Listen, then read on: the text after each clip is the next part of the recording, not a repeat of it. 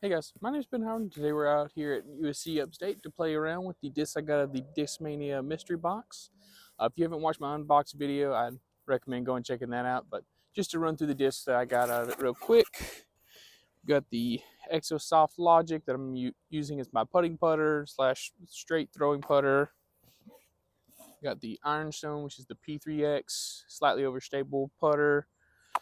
Got an Exosoft Tactic, it's kind of like a zone, but a little bit straighter. Got this Huck Lab Stamped Mutant, just kind of like a Justice. Got this MD5. It's a C, what was it? Yeah, Flex 1 C line MD5. It's kind of like a Gator. Then we've got this Neo FD, just kind of like a straight fairway driver. Got a Lone Howl 3, which is a C line PD, overstable fairway driver. Got this Horizon DD1, which is going to be kind of like a Wraith. And then we've got an S-Line DD3, which is going to be my bomber disc. It's really going to be nice to have. This course isn't very long, so it's going to be nice to be able to use a lot of these overstable mid-range to putters. But I've also got some long bomber holes where I'm going to get to use stuff like this. So it's going to be an interesting video, so let's go ahead and get into it. All right, guys, we're on hole 1. This one's a par 3, 180 feet. Basket's just dead straight ahead, kind of in line with this tree right here. I'm going to try and go to the left side of it with the Logic, just throw it dead straight. And if I throw it pin high, I should end up with like a 15 to 20 footer.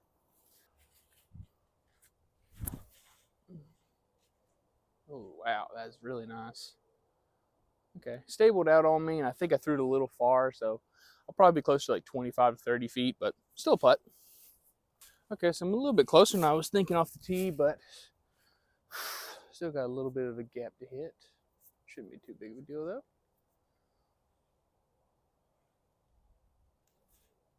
Ah, dang it.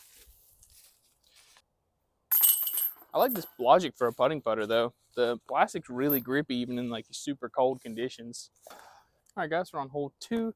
This one's a par 3, 250 feet up this way, slightly tucked off to the right.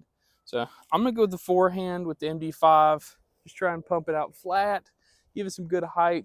Just try and see if I can get the finish back far enough to the right.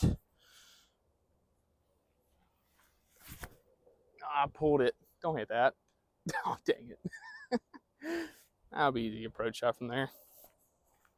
Okay, so I didn't know if I was actually going to be able to make it there, but I almost made it pin high even after hitting that pole. So I could definitely get some nice distance out of this on a forehand, but I'm going to try the Tactic, see if I can get up and down with it.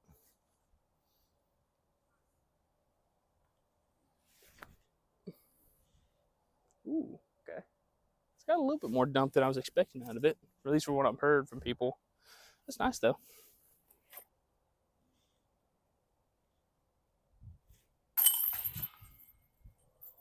All right, guys, so for hole 3, this one's a par 3, 205 feet. Basket straight ahead of us in this big clump of trees you can see right here, but typically the best play is take a forehand, throw it at this bush, get the fade off of it, go as far right as you can get it to go. So I'm going to give the MD5 another chance, give it some height, get it over that bush, and just get it to fade as far right as we can.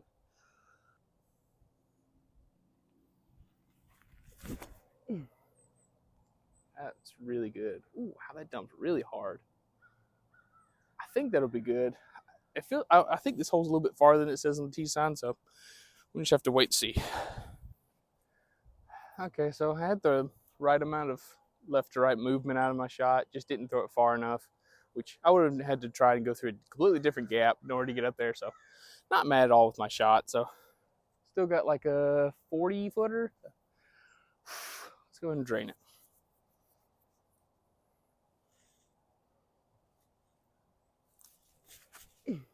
Golly, that thing jumps out of my hand.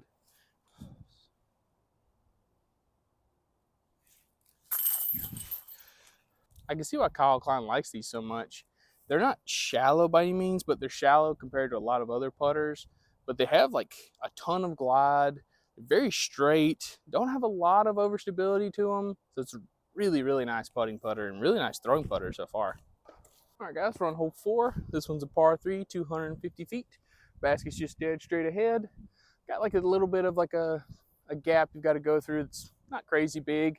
Biggest thing to pay attention to is got kind of a low ceiling, if anything else. But got a little bit of a headwind, so I'm gonna try out the P3X. Just pump it out to a little bit off to the right side of the basket and see if I can get the fade in near the end. Oh, early.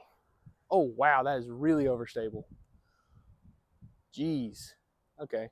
I was expecting something more like where it would kind of push straight and then it's like slowly fade near the end. Now that's more like a P3X or a PX3 from Prodigy. That's much more overstable than I was thinking.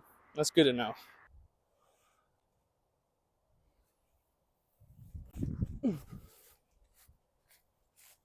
That's good.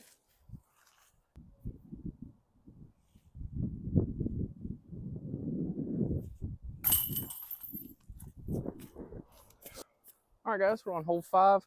This one's a par 3, 160 feet. Just dead straight ahead. Got to go through these double mandos right here, marked by the telephone poles. Nothing too crazy. If you miss them, just take them from between the telephone poles. It's like a 60-foot putt. So basically going to be like a 2 or a 4 type situation. So let's go ahead and get a 2.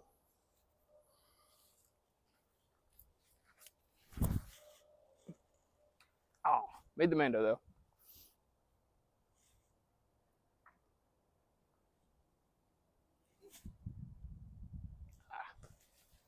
Good layup.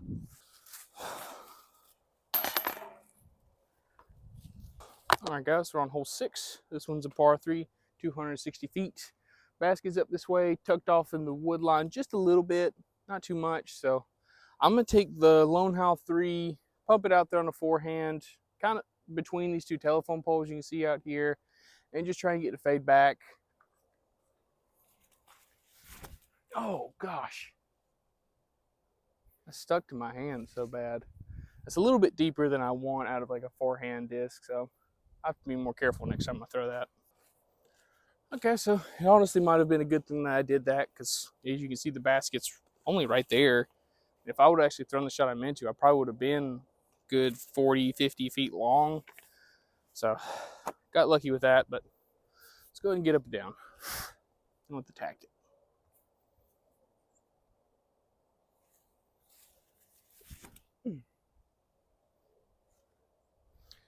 Ooh. Yeah, that thing definitely reminds me of a little bit more of like a Savior type disc where it's going to give you that consistent fade, but it's going to be pushing forward at the same time, unlike a zone where the zone's just going to kind of move directly to the right. Yeah. Dang. Don't really have a great window from in here, so let's see how well I can forehand the logic.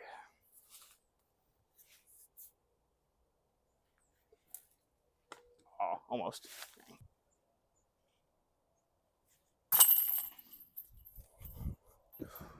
All right, guys, we're on hole 7. This one's par 3, 216 feet. Basket's up this way, slightly tucked off to the left, about where you can see this tree right here. I'm gonna take the P3X, throw it out to the right, and a little bit of hyzer, see if I can get to land on a good skip angle and skip into that gap and get up there to the basket.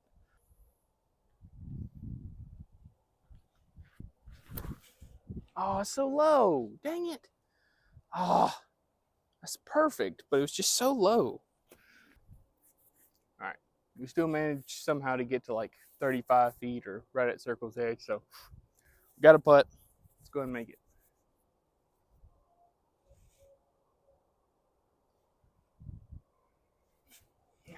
Dang it.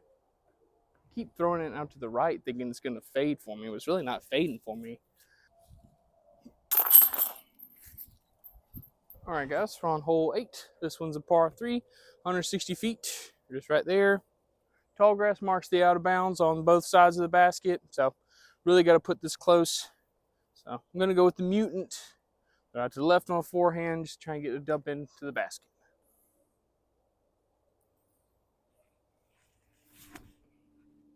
Oh, get down. Man, every one of my shots is just a little off. I can't quite figure it out.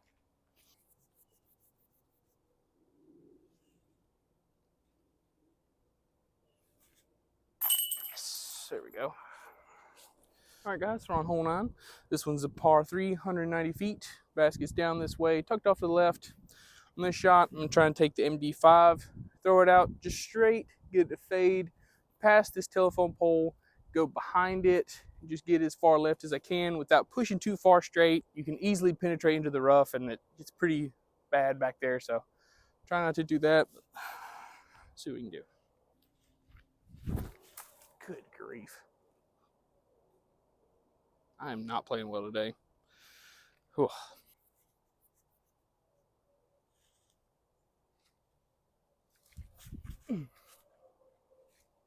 Almost. Sit down.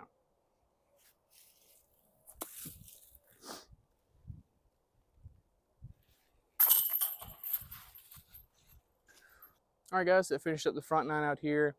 It looks like I'm gonna have enough time to finish out the back 9 too, but I'm not too sure if I'm just gonna break that up into 2 separate videos or putting it all together into one.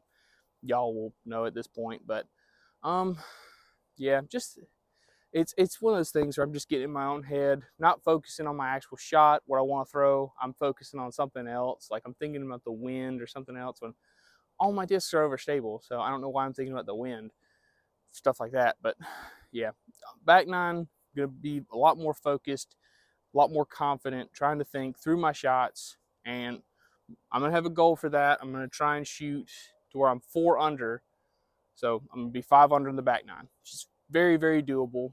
Gonna do it. So this is the halfway point of the video. Y'all stay tuned. We're gonna get into it right now. Hole 10. All right, guys. So for hole 10, we've got a par 3, 220 feet, going downhill through this gap with the basket being slightly tucked off to the right, not too far. So I'm gonna go with the tactic on a forehand. Just try and push it through the gap, have it filter off to the right, but still like kind of following the fairway down there, and should be pretty perfect for this disc.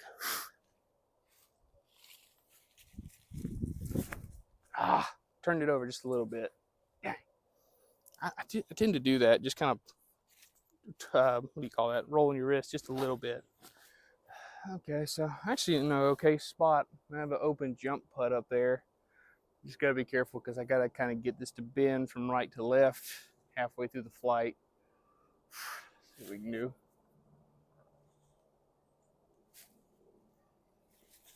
Ooh. Oh yeah, perfect. All right, guys, we're on hole 11. This one's a par 3, 340 feet. Basket's off this way, tucked off to the right. It's a little bit short of that second manhole cover you can see down there. So if I get to that, I'm too far. But typically the best play will be a flex forehand. I'm gonna try the Neo FD. Just throw it flat, see if I can get just right down there, give myself like a circle's edge putt for birdie.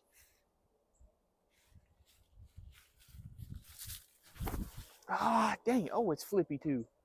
Oh, thank you. Okay. All right, so not too far from the basket. It's gonna be a perfect shot for the tactic. Just gonna have to throw it at that manhole cover I was talking about and see if I can get just fade off of it on a forehand.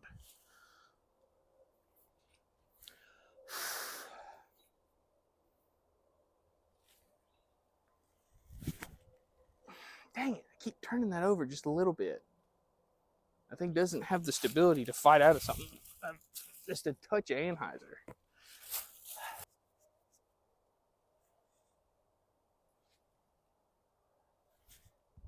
Babe, yes.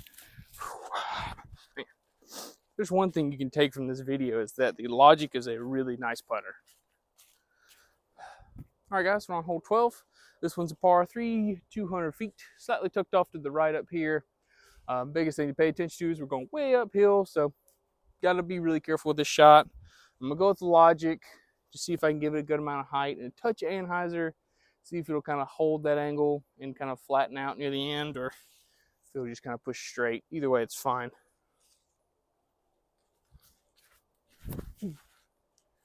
Just like that. Finally, I threw a good shot. Yay. Oh.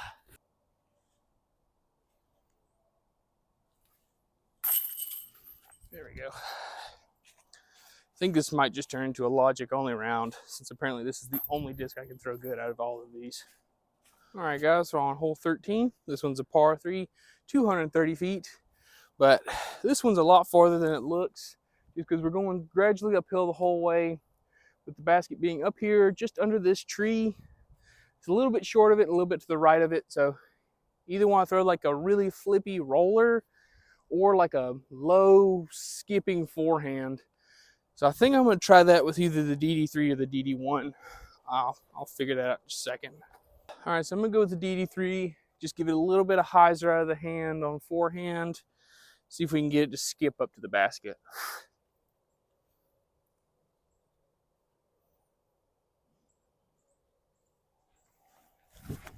Come on, big skip. Okay. Not as much of a skip as I would have liked, but I think that's going to be close.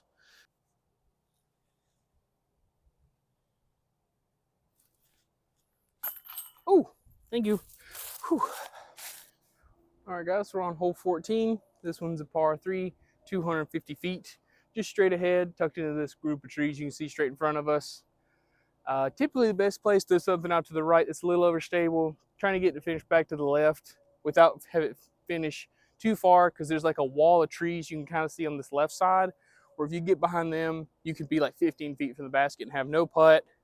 So I think I'm going to go with the MD5 out to the right, just trying to get the fade back in downhill towards the basket. I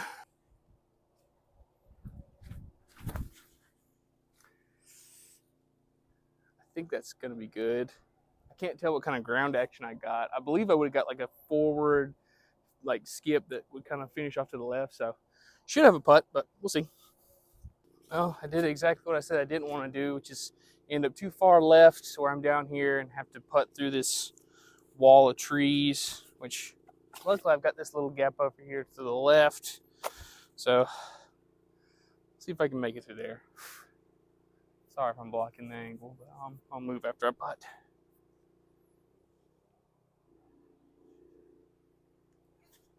Come on.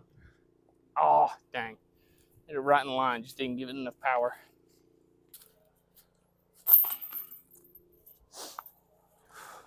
All right, guys, we're on hole 15.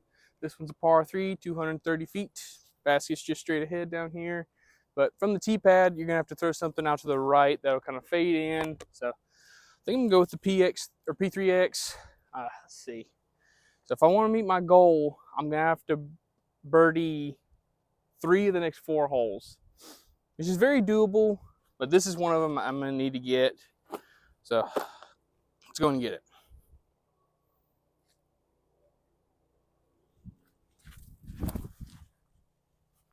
I like it. It might be too much, actually. No. Ooh, yep, too much.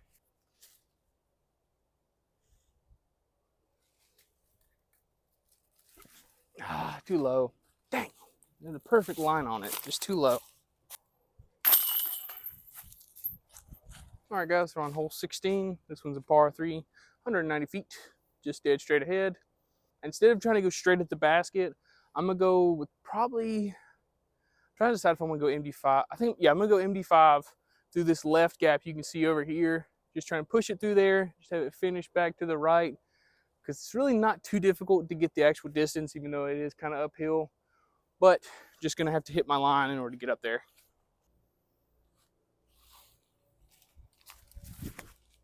Just like that. Yes. Oh, yeah, and a perfect skip, too. That's parked.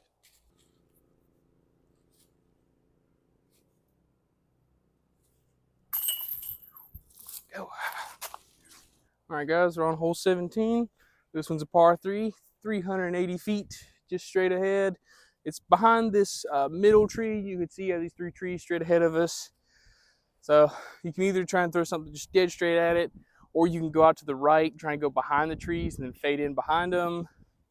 I think I'm just going to throw all the fairway drivers and distance drivers that I got, because for some reason I was thinking this course had more longer holes, but I didn't realize they were all just 250 to 300 foot shots. So that was my bad. I'll have to make sure next time to actually pay attention to what holes are on the course before I come out to a course like this, especially for a video like this where you're trying to see what these discs do. But the disc that I'm going to actually go with, I'm going to go with the DD1 straight at the basket, try and go through the trees, because I think they're not very far from the basket, even if I miss them.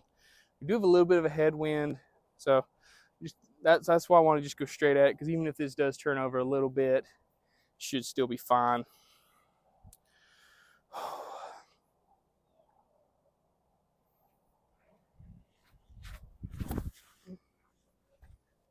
Ooh, pulled it just a little bit. Wow. Okay. Geez, I think went dead straight. Wow, that's cool. Okay. Then we'll go with the DD3, which is probably the disc I should have thrown.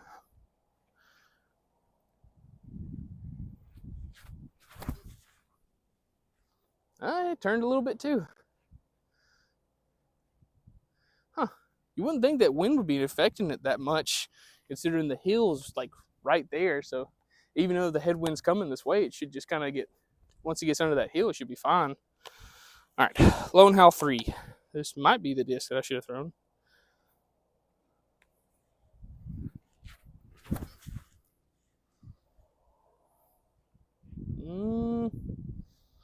Yeah, didn't have quite as much distance I would have liked to actually get up there, but yeah, I probably should have thrown that one. I'm gonna put a little bit of hyzer on the FD so you can get it there.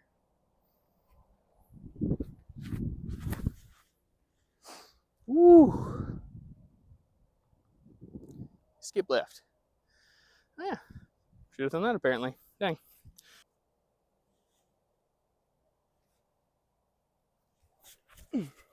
Drop. Ah, dang, almost.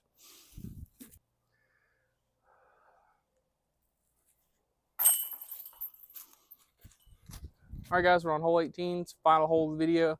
This one's a par 3, 320 feet. Up this way, tucked off to the left. You can't really see this one, sadly, but I'm going to take the Lone Howl, throw it at this last telephone pole on the left, see if I can get a fade off of it, just get up there for a putt. And what I'm going to do, since I wasn't able to beat my goal of getting, what was it, 4 under, I think, or unless I ace this hole, I guess, then I could get it. But what I need y'all to do, go down in the comments, tell me what disc you want out of my mystery box. And if I'm able to get to 3 under, I'll pick one person. But if I par this hole and I'm still at 2 under, then I'll pick 2 people and I'll send y'all out the disc that you asked for out of my mystery box. I guess, I'm not sure what I'm going to do if 2 people pick the same thing and I pick both of them. I don't know. We'll figure it out then. But for right now, just got to get my birdie so I only lose 1 disc.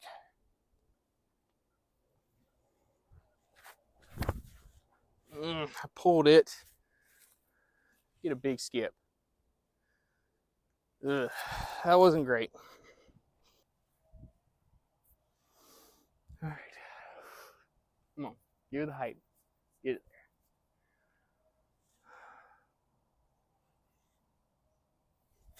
there. Dang, I keep pulling it. Golly.